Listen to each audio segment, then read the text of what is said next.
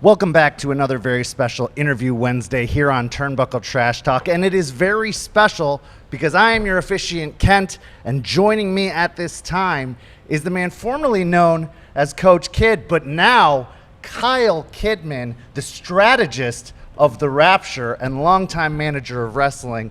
Kyle, thank you so much for joining me, first of all. Really appreciate it. Now, let's talk about you. Let's talk about how you first discovered wrestling in the very, very beginning. What's your earliest wrestling memory? When do you remember getting introduced to it, and by whom or how? How did it come about? So at my father's store when I was a kid, right? I was probably like 5. He had this when Game Boys were a thing, right? So he had I think it was like Royal Rumble or something like that for the Game Boy. I was like, "Dad, can I have this?" And he was like, "No, don't touch it." So I stole it. As of course you would do to your father. As a child, yeah, you do that. So I stole it, and so like that was kind of my first introduction to wrestling, was playing this game. And in reality, I had no clue because it's all pixelated. So I don't know. To me, The Rock looked like what he looked like in the game. So he's all pixelated. So that's pretty much my first thing. And then after that, I knew about wrestling, but it was a while until I figured. Because again, I was young. The internet was around, obviously, but I didn't know how to navigate it. So like I didn't know when wrestling was on. So I'd only watch it, like I'd only be able to watch it when I'd be like scrolling through the channels and see If it just randomly there. popped up. Yeah. And so it was like when I got a little older when I realized like, okay, Raw is on Mondays at 8 p.m.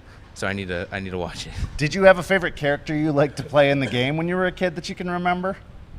Probably The Rock, just because he was, at that time he was like big. Him and Stone Cold were big. So even if you didn't know wrestling, you still pretty much knew who they were. So I was like, these are the guys I know. So when did you really get hooked into it? Like, when did you actually start watching it as a fan? When would you say that happened? That was probably like 2006, late 2005, early 2006 probably, is when I like really caught on and I knew when Raw was and when SmackDown was. And then I was on the internet looking at everything I could about WWE. And I had no clue any other wrestling existed other than WWE.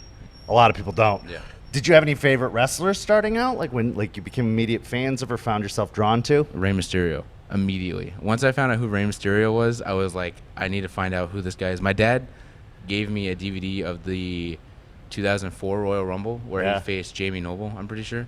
And that was when I figured out who he was, and I was like, I don't know who this guy is, but I need to know everything about him. Then I started watching SmackDown, and I was like, Rey Mysterio is the greatest wrestler of all time. Yeah, and there's no doubt behind that. I mean, he has really brought Lucha Libre wrestling to America and redefined it time and time again. And the fact that he can still keep going after all these years is absolutely incredible and just shows you absolutely his passion. Insane. Yeah. So what was the transition there? What made you decide, okay, this is something I want to do. This is something I actually want to invest time in and money in and get really involved with? Well, even as a kid, I was like, I'm going to be a wrestler. And my mother was like, you're an idiot. Like, stop. You're not going to be a wrestler. I was like, I'm going to be a wrestler. And then my father purchased ACW, and he was like, this is how you're going to do this. And so I was training for a minute, and I was like, I don't know if this is cut out for me. So then I stepped back, and I was doing other stuff, helping with the shows and whatnot. And then I started ring announcing. And then I was like, I'm done with this. Like, this is, I can't do this. This isn't what I want to be doing. So then I figured out, as a manager, I can be involved without doing all the crazy stuff that I didn't want to have to do, I guess. Well, and each of those roles has important parts and teaches kind of important lessons when you're stepping into it. I don't think there is an easiest job in the wrestling business, whether it's ring announcer, commentator, like all of those things have their own challenges. But you decided, I want to be a manager. Yes. So do you have any particular manager influences or people that you kind of like draw from, or is this just you? Well, when it comes to like on the mic, I would say probably Paul Heyman, right? I feel like that would be everybody's answer would be Paul Heyman. Other than him, Truth Martini, when it comes to taking the bumps, man. Yeah. Truth Martini's the guy I look to because he doesn't care. He just does what he's got to do. No, I think he's one of definitely the unsung managerial heroes of wrestling. I mean, people talk about Bobby the Brain Heenan or Jimmy Hart, but I feel like Truth, if you don't know him, you got to look him up because he does bring this renewed energy and vigor to managing, as well as like he kind of brings his gimmick to wrestling and makes a stable based around him, which in most other gimmicks it's based around the wrestlers and the managers just kind of tacked on. I feel like it's the opposite with him. So you became a manager, started the Dynasty, which Yes. I think was one of the coolest stables in wrestling for the Man. longest time because it brought something so unique. What was the motivation behind the Dynasty? What was the inspiration? Okay, so this might be a long story, but okay, so it's, You got all the time in the world, I my man. started managing Alex Perry, right? And that was just him and I. I was just managing him, and we would go out and do stuff. And then I got put with Richie Pepperfield at Tampa Bay Pro, and we were like, yeah, that's perfect. Like we were best friends at the time. We were like, this is great. So then we started doing just me managing Pepperfield, and then Dax was like, well, you manage this guy, you manage this guy, so we're just gonna make you a team, and you're gonna be the Dynasty. And I was like, okay, because originally when I was booking ACW, came up with the Dynasty name for Pepperfield and somebody else, and the team didn't work out. And so then I was like, okay, we'll just name this team the Dynasty, and we'll run with it. So that's how that came to be. Well, and I like that you guys went all in on it. Like, you got baseball jerseys. Like, you really you were built from the dugout. Like, Yes. I think that's such a cool thing because it kind of reminds me of the movie The Warriors. And I don't know if you've seen it, but they had, like, a baseball gang in there as well. And that's kind of what I thought of how it translated to wrestling. And I think that was super cool. You guys brought in Mr. Baseball. Yes. You Still got have not found him, by the way. No, he's just gone. He's I don't just know. gone. He's just I have missing. no clue. Milk cartons and everything. He's just gone. Probably draining all of our bank accounts.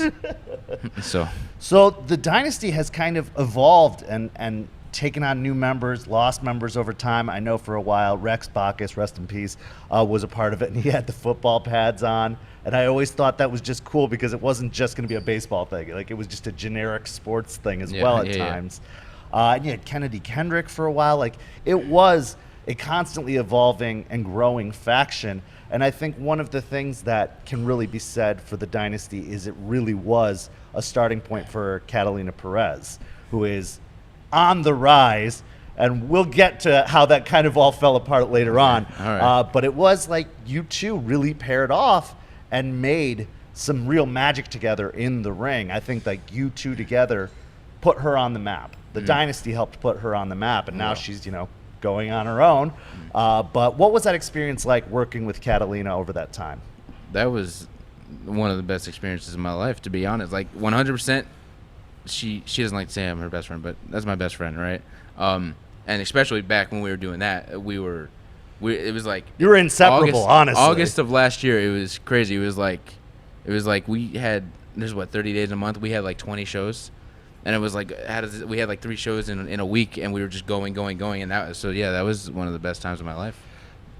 Was there any time during that you were like, this is going to go someplace, like you had a vision for it, and maybe it didn't come fully to fruition, but it seemed like, again, like her character and like you, it evolved. Like, you started out really firmly Dynasty. She was the queen of the Dynasty, or the first lady of the Dynasty. And then it kind of transitioned into like more of a boss chick thing after the Dynasty kind of dissolved. What was that process like for you? How did you feel going through it? And what kind of input did you have on that whole thing? Well, so there was a time where we were going to repackage the Dynasty. And that was all of us, me, her, Pepperfield, Kendrick. We were going to disappear, come back a few months later, and repackage everything. And then Pepperfield got super busy with a lot of stuff. Kendrick, I don't even really know what happened to Ken. I love him, obviously. No heat on him. None of it. So her and I were just like, we're the two that are here, so we need to pair off and do our own thing. She obviously wanted to implement her character, and I was like, well, then if we're doing that, the baseball stuff has to go. So that's where K&K came from. That's where Kidman and Catalina came from, and we did that for a bit. So that's pretty much. And where was the motivation? It was very, very emotional, though, I will say, for me at least. Like to see something, and it's still emotional too, because to see something that I created, I had to like bury it, and then I was like, all right, but I got this, and then that also. Well, and the beauty of it is nostalgia is a powerful drug. So if you ever did decide to come back to it later on, it's always there, and it's always going to elicit a reaction. Actually, that's one of the things I loved the most about the Dynasty was the very real heat you guys could get just by being on a card, let alone once you actually came out. I mean, you guys had a name that was synonymous with bad guys, and everybody, no matter what show you were on, because I've seen you guys at shows obviously in this area, but also in other parts where people just knew how to react to you guys the moment you came out, and I really, really appreciated that. So what was What's the vision for you going forward? I mean, you obviously made this transition to the Rapture, and I want to talk about that as well. What was kind of like the motivation for switching over to the Rapture? And you can talk about it, obviously up front we've seen the drama unfold. But I mean, behind the scenes, like realistically for you, what was the decision to say, I'm going to let Katalina go on her own and kind of do my own thing with the Rapture now? Take me through the whole process, Well, that whole transition. If we're at a character, right? This is straight shoot. Yeah, this is straight shoot. It was just me being like, this is not. You obviously for a while I could tell she wanted to do her own thing, and I felt like I was holding her back, and I felt like I was grasping at straws, just being like, yeah, but we got it, we're good, and then I was just like, you know what, you need to do your own thing. You're a fucking star. Can I curse? I'm sorry. Yeah, of course. You're a fucking star, dude. Like you know what I'm saying, and I love you. I'm gonna support you, but we need to do our own thing. And so the Rapture, I was like, this is an opportunity to help get these guys real heat, like what I'm saying, because they would come out here at ACW and they'd be heels and they'd be getting cheered, So I was like, you guys are all great people. They're some of my best friends. I love the idea and the character. I was like, this is an opportunity for me to do something on my own, but also for me to help you guys. Yeah, and you're actually getting kind of thrown into a whole new pool.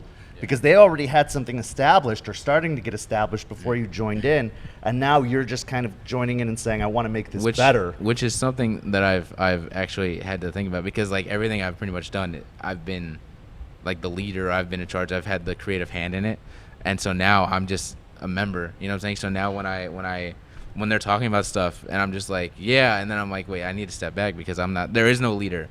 Although Jay Sky is the unnamed leader. It's the de facto leader. Yeah, him and Richard King. Although they say Lexi's the leader, and we kind of just do what Lexi says.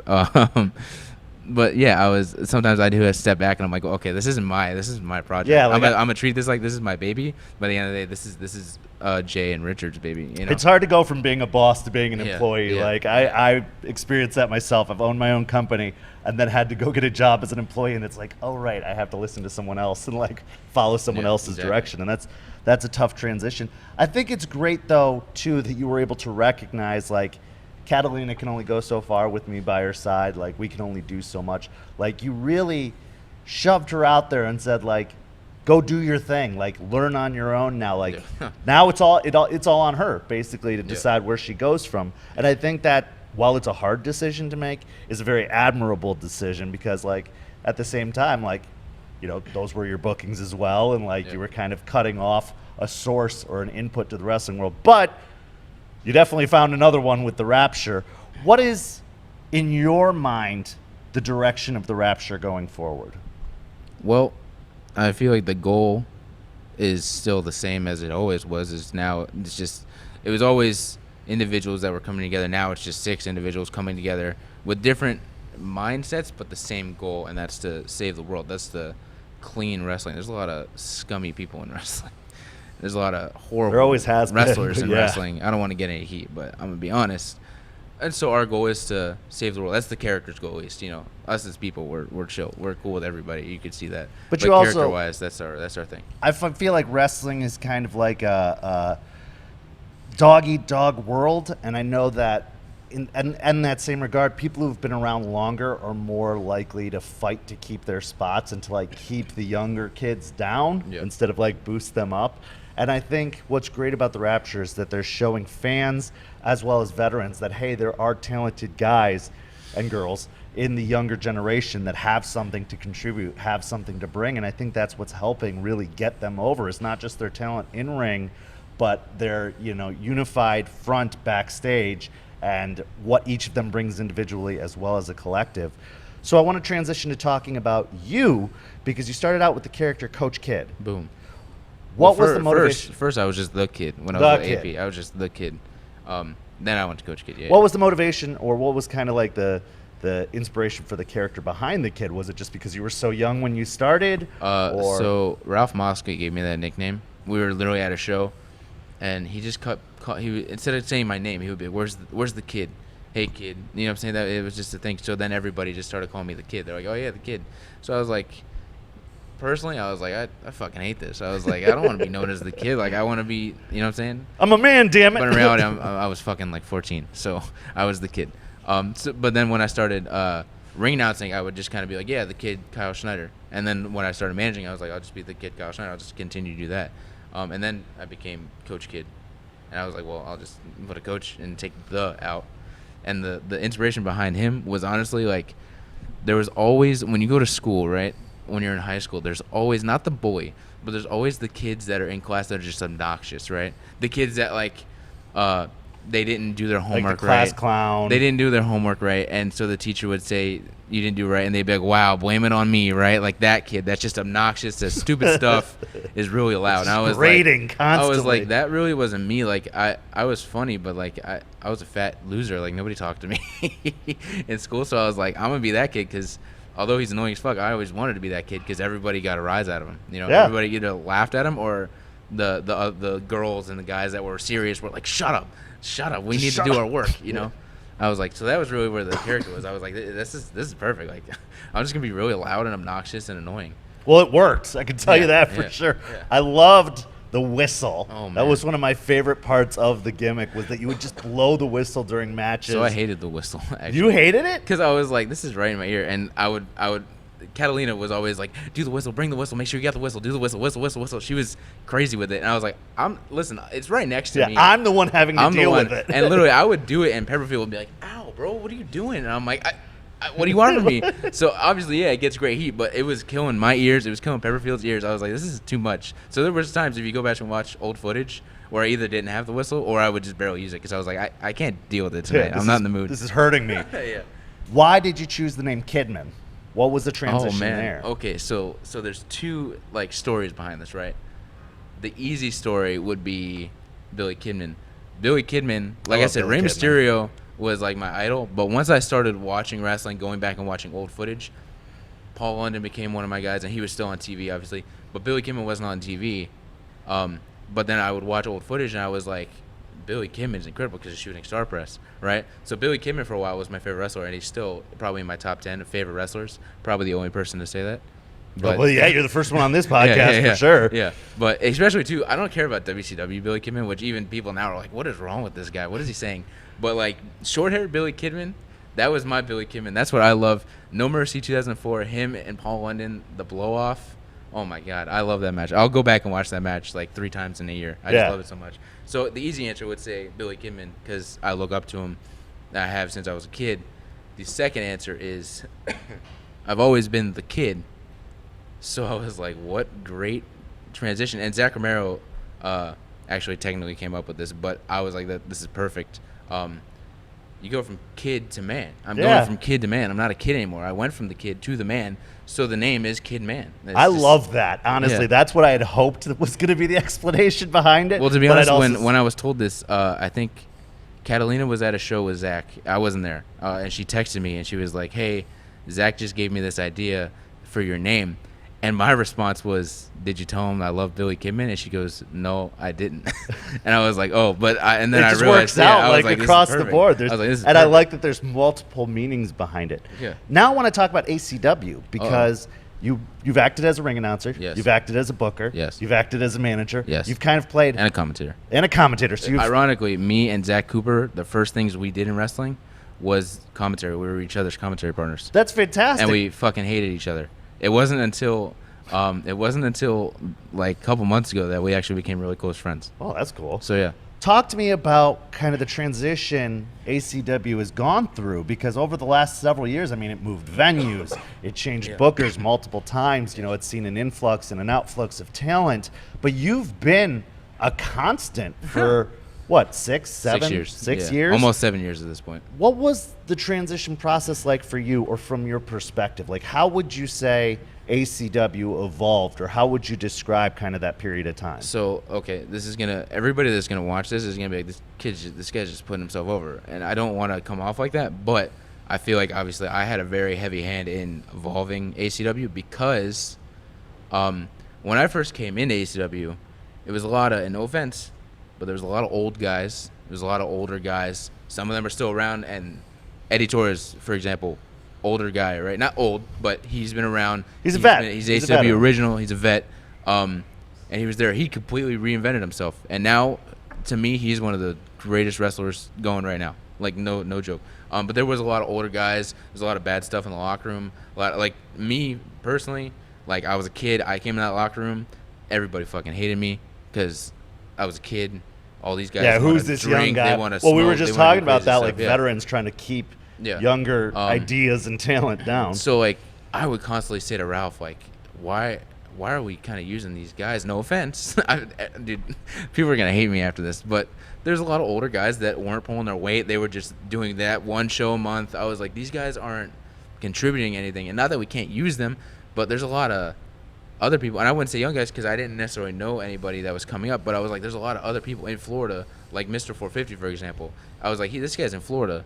Why are we not using this guy? This guy is incredible. But then once the first two would be Troy Hollywood and Hunter Law. Once they started coming around, and I saw that they trained with Jay, they were there, they wanted a spot, and it was them. And then like AP would start showing up, Frick, Danny, Snoop, like they started showing up. I was like, these guys want a spot.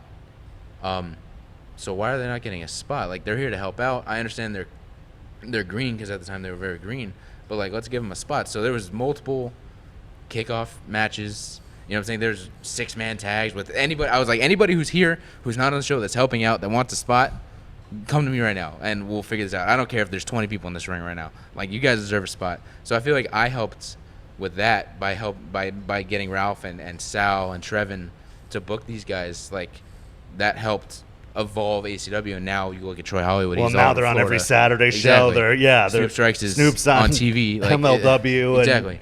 So I feel like I helped evolve ACW in that sense. And again, the work was all on them. Of course. It was just me being like, give these guys a spot. But sometimes being the one who can get that door open for someone else is just as important as being the person who walks through it. You know what I mean? Like, they are some of the most amazing wrestlers I've ever seen, hands 100%. down. But like, sometimes that opportunity is just based on luck or based on who you know, especially in wrestling. And so that's very, very cool. What about your time as a booker? You're the first booker I've actually had on the show, like full on booker. Yeah. Talk to me about what that process was like, because I know it can be very, very difficult. I mean, you really can't have friends as a booker because this is true. And it was hard because when I was booking, I looked at HW as a family, and I looked at it as like, everybody that's in this locker room, we're a family. We're not just here. Like, how many times have you gone and done a show and you're like, yeah, it's just another show. You know what I'm saying? But I try not to, but but sometimes it you know becomes you're just that like, way it's for just sure. another show, or you're just like, yeah, but it's there's nothing to it. I'm going to the show, I'm excited, but there's nothing to it. And so that's where I was like, I don't want this to be another show. I want everybody that's in this locker room to be a family. I want everybody that's in this locker room to push each other, because I would hear all the time at the Performance Center, like NXT, where you would think it's the most cutthroat environment. Everybody's slashing everybody's legs out. You know what I'm saying? But it's not. It's a family environment. Everybody's pushing each other. So I took that and I was like, that's how I want ACW to be. Because if we're all working together, because in reality, that's what it should be. That's what all wrestling should be. But work together. I was like, if we all work together, we all push each other, we all support each other, we all share each other's stuff. We're gonna do something here, you know. So that was always the mindset I had. So it was hard too, though, to have friends, because then I would have somebody who I would be like, yeah, this is a good friend of mine, and then they'd never ask me how I'm doing. I would wake up to a text of them being like, hey man, can I work Snoop next week? I'd be like, well, thanks for asking how my day went. You know? Yeah. So thanks for inquiring about anything else. It is hard. But being a booker in general, like going back to Hunter Law again, I love him, great friend. But I say he was the Shawn of my events, because like I would have ideas that were just normal ideas, and he would show up and he'd look at the card and he'd be like, yeah, but how about we do this? And every time I'd be like, dude, every week you do this to me. Every week I have an idea and you change my idea, and it's not even like I'm too nice to be like I'm too nice to be like, yeah, but no, we're gonna do my idea. I'd be like, at the point, it got to a point where I was like, Hunter, whatever you want to do, dude. I can't do this anymore. I'm not gonna sit here every week and have an idea, and then you're like, yeah, but how about we do this instead? But in reality, it was better. You know what I'm saying? Because that dude is a genius, and to me, he's the current Shawn Michaels. Like, he's the new Shawn Michaels. That actually, I was gonna say, he reminds me a lot of Shawn Michaels. Exactly. And being open to that kind of critique, criticism, creative energy, whatever you want to call it, I think is an important part of being a booker. But it's also important to be like, listen, at the end of the day, like, I have to execute my vision. Yeah. What was the most challenging part of booking for you? Like, what did you find you had to like really come to terms with, or like adjust to, or deal with in that process? So I'll tell you something that I have not adjusted to, even not as a booker, is the fact that not everything is going to go the way you need it to. By saying that, I mean like if you give somebody 8 to 10, and somebody gets hurt or something like that, you know what I'm saying, like stuff like that. They So, could like, go 6, they could go 15. yeah, Like yeah, anything. yeah, yeah. Because there was a lot of times where I'd have like everything planned out, time wise, story wise, and somebody, you know what I'm saying, I need you to kick your tag partner in the nuts to break up the team, or not that big, but and then they go out there and they forget, and then I'm in the back throwing papers, flipping out, what the hell, you know what I'm saying, and I still do it. You can ask Catalina. Like I'll watch matches and I'll be like, what are they doing? Like, you know, so that's something that I haven't come to terms with. But what I did come to terms with is that the fact that, like you said, like not everybody is your friend. Like there's a lot of people in wrestling, when you're a booker, that you'll think is your friend and they're buddy, but in reality they're just there because Well, they're just trying to use they're you getting for a the spot. Exactly. Yeah. Yeah. So that's something I came to terms with, was like, you know, like people are not nice in wrestling and people will use you, you know. Yeah. Even if you're not a booker, even if you're just a top guy in a company, somebody will be your friend to try and get. Well, as long as they're the top guy, and then as Exactly. soon as you Yeah. actually, it reminds me of the movie Major League, which you might have seen, may have not. It was around when I was younger, but it was this kid takes control of the Boston Red Sox, and at some point he has to fire a player who was like a family friend his whole life. Yeah. And as soon as he fired the player flipped out Yeah. and was totally running him down and all this other stuff. And it's just like, yeah, like those bonds of friendship only can go so far, because at the same time, this is also a business. Yeah. And so everybody's trying to get paid. Everybody wants, you know, their jobs or their livelihood or whatever. But I want to actually take back to something you said. I think wrestling as a creative entertainment medium can be so much more challenging than anything else, whether it's putting on a concert, whether it's making a movie, because of that unpredictable element. Like you said, like when you do a concert, you say, this is our set list, we're going to sing all these songs, it's going to go about this long, give or take, but you know, if it goes too short, we'll just have an encore. If it goes too long, you know, we'll say goodnight and go home. But in wrestling, especially, like, it's unpredictable. It really, really is. Like you said, even if you have every beat down to the moment, anything can happen, and a match can go long, a match can go short. Someone can get hurt. You know, they may have to pause the show for one reason or Which, another. again, goes back to Hunter Law. I love him. He's going to be like, dude, you hit shit on me this whole time. But I love him. But when I was booking, like, I'd be like, Hunter, I would need you to go, like, 8 to 10 tonight, man. Like, you know, just make this guy look strong, but you go over. And he'd be like, okay. And he'd walk away, and then he goes out there, and he would have a 25-minute match. Every time he would do this. And when I would say, bro, why did you do that? He would always say, hey, man, even if I'm not in the main event, I still got to be the main event. He's the showstopper. This guy is insane. But in reality, he's Shawn Michaels. Like, that's what he is. He's the new Shawn. So what's the dream for you? What do dream you for want me? to do personally? Like, where you see yourself going? Where do you see, like, where would you like to end up? Okay, so obviously everybody's dream would go to WWE, right? That's a generic answer, yeah. My dream has always been to stand on a WrestleMania stage, right? To walk down that ramp. However, hey, WWE, call me up. Like, I'm down. If you're feeling it, If you're let's feeling go. it, yeah, if you're feeling it. But I've recently kind of come to terms that that may not happen. Just Well, you're because still young, too. I'm very You got young, all the yeah. time in the world. So my I wouldn't say dream, because again that would be like my dream, but my goal, I see this being a long goal, is to just help anybody I can in wrestling, right? Because I'm not a wrestler. That dream didn't pan out, right? But I can't tell you necessarily how to take suplex, because I've not done that. Right? That's not what you do. But I could tell you how to work on your character, and I could tell you how to work with this crowd. You know. Well, now you also have experience from a ring announcer perspective, Yeah. from a booker perspective. I can tell you how to get booked. I can, you know, so like I know what promoters like. I know what they don't like. So I can help you that way. So that's my goal, is to help anybody that wants help. And again, I can't help you take a pile driver. Call up Hunter Law for that. But if you need help with your character, or you need help working the crowd, or how to get booked, stuff like that, I feel like I can help. So that's my goal. And I think that was proven very recently when you were in the AWE, Atlanta Wrestling Entertainment, I believe is Yeah. what that stands for, manager contest. Yeah.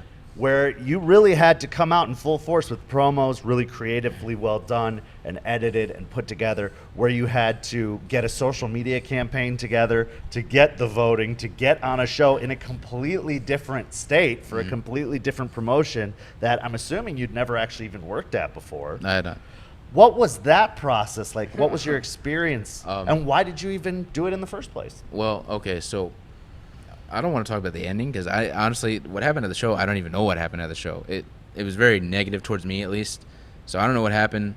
I just kind of moved forward. But the experience doing it was very fun. I saw it, and I actually talked. My best friend is Eric Christopher, right? Yeah. Who's another manager, manages Chico.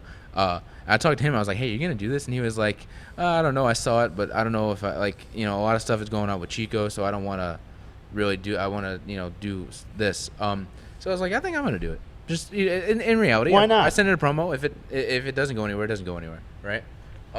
So I sent in the first promo, and it worked. And so then I got into the second round, and I sent in the second promo, which my sister helped me film, and she's never helped me film anything like a promo before. But she was helping me. She's like, say that again, but say it in this light. Like she was like a director. I was like, why okay. not? And that worked. So it was a very fun experience. Like I said, the end kind of, I don't know what happened, but the whole experience was very fun. And I got to ride up there with Hunter Law and Troy Hollywood, who I love. I think they're great. And I just pick their brains all the time. So, yeah. So I'm going to ask you the 3 questions I ask at the end of every interview. Actually, Okay. I'm going to add a 4th question. Okay. What do you think about the Is landscape? that a first time ever? This is the first time ever. Okay, Yeah, the sweet. 4th question. You're going to be the first person I ever asked All this. right, there we go. What do you think about the landscape of wrestling right now? I mean, the day we're filming this is the day that the first I was just about day to of say the Wednesday Night Wars You took my answer. really takes off with AEW going head-to-head against NXT. But also, just in general, I was just talking with someone else. There's only like 2, maybe 3 days of the week where wrestling will not be available to you regularly, other than pay-per-views. Yeah. What is kind of your thoughts about the landscape of wrestling as a whole? Well, like you said, like right now we are, 4 hours away, 3 hours away from the start of potentially the next wrestling war. Like we got AEW tonight and NXT on the USA Network tonight. Both live. Both live. You know what I'm saying? And again, I don't even look at it as a war. To me, there's no winner between that because I don't think either would really put each other out of business. I don't think that's either's goal. No. You know what I'm saying? Yeah. So in reality, the winner is the fans. I feel like everybody's saying that, but it's true. The winner is the fans. You have 2 shows that you can watch. You could flip between. You could watch NXT live and then watch AEW right after. You could do vice versa. I feel like wrestling right now is huge. I feel like even people, like how many times have you seen now celebrities are showing up to indie shows? Yeah. Like Sofia Vergara a couple years ago, like showed up. The girl who played Topanga, like was at PWG. You know what I'm saying? Like I feel like wrestling is just growing and growing and growing. I feel like there's no step back for wrestling. I feel like wrestling is just as big as it can get, and it's going to keep getting bigger. Well, and I hope, too, that there's kind of a trickle-down effect with that it does go back. One of the greatest things about the Attitude Era is if you owned a ring, you had a license to print money. If you knew how to wrestle, you could get booked 5 days a week. Yeah. Now, in the last 20 years, things really slowed down for the indie scene because obviously, and even you admitted it yourself, the name in the game was WWE, and that was it. Yeah. Like, people didn't know about wrestling outside of WWE. But it's starting to make a comeback now with AEW popping up. Ring of Honor is going through some bumps right now, but like New Japan and MLW, I think it is bringing attention to the independent scene. So I'm really, really hoping there is a trickle-down effect from And that. even if you don't, even if you aren't signed to a company, it's still, because what's stopping you from doing extra work on Monday and Friday, but also doing extra work for AEW on Wednesday? Like there nothing, shouldn't be. There's nothing Yeah, stopping there anybody from you know what I'm saying, you can't use I'm not signed as a excuse to not be places. You can get booked on indie shows and then also try your hardest to get tryouts and extra work for now another company too. That's it's just there's more work for everybody. Yeah, and I think everybody has a chance to benefit from it as well. Yeah. So now I'm going to go back to the 3 questions. First, what was one of your biggest misconceptions or illusions about wrestling that once you actually got involved in the business kind of got dispersed or that you kind of really came to know about? I feel like somebody else said this on one of the interviews, but when I was getting in wrestling, I thought everybody got paid.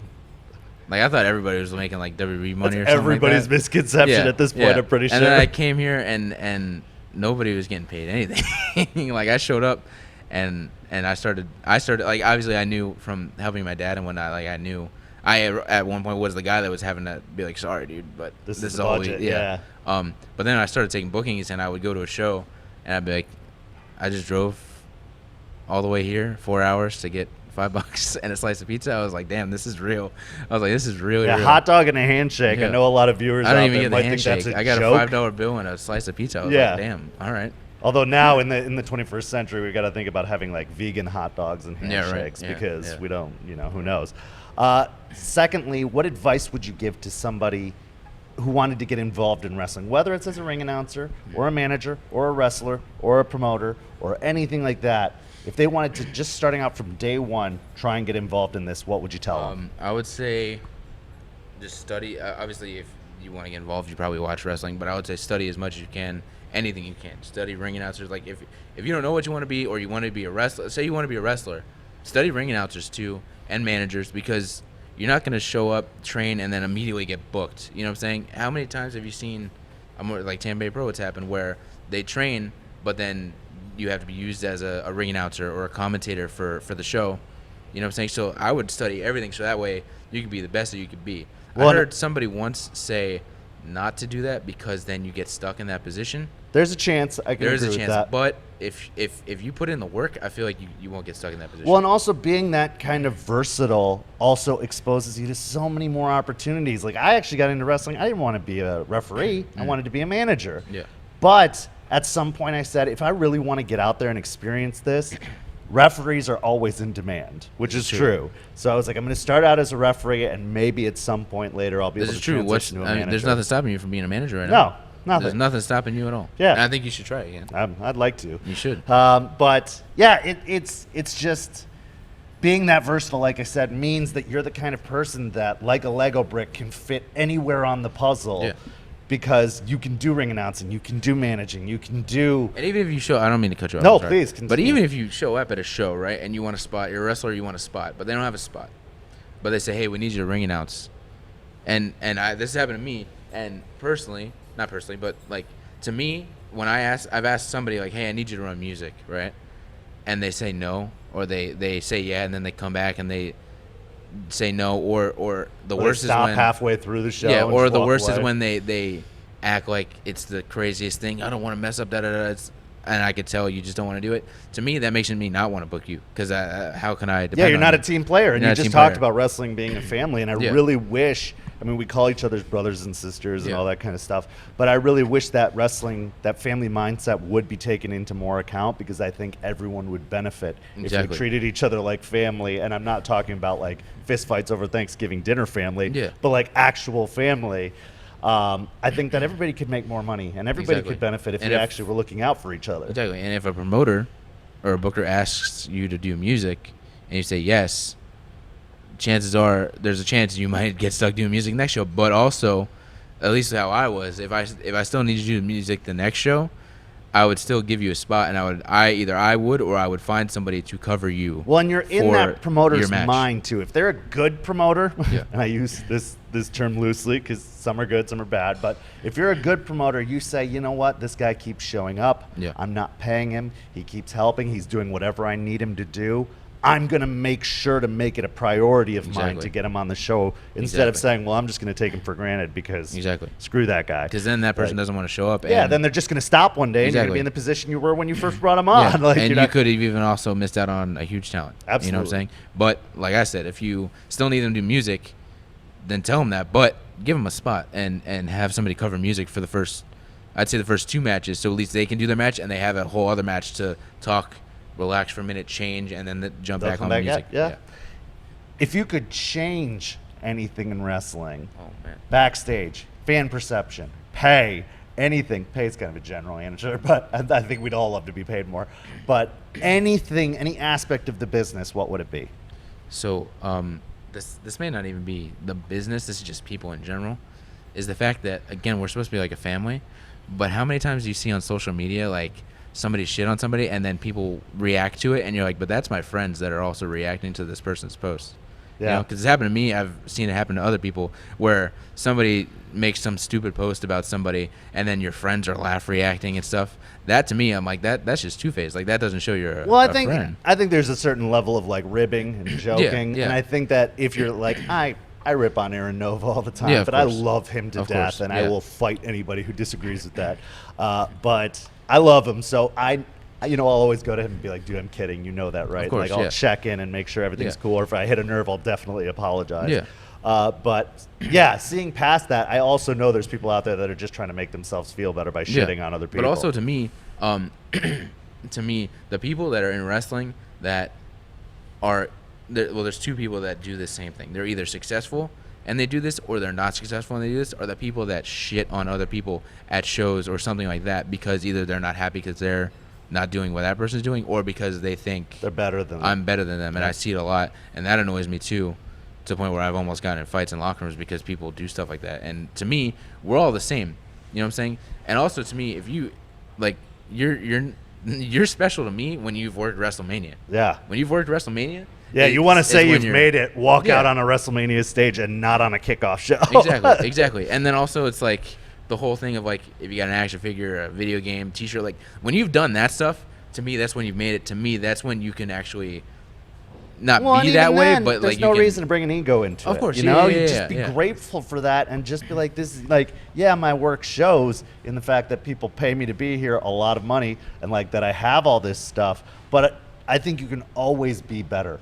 I don't think there's ever going to be another Stone Cold Steve Austin, and I don't mean that in just his character. I mean that in his success level. Yeah. Like he was on top. Same with The Rock, on top of the world, like making TV Guide, like on all forms of media, all over the place. Like, And now he's a not sure megastar. I'm never sure we'll have that again in wrestling, or a Hulk Hogan in the same vein. Yeah.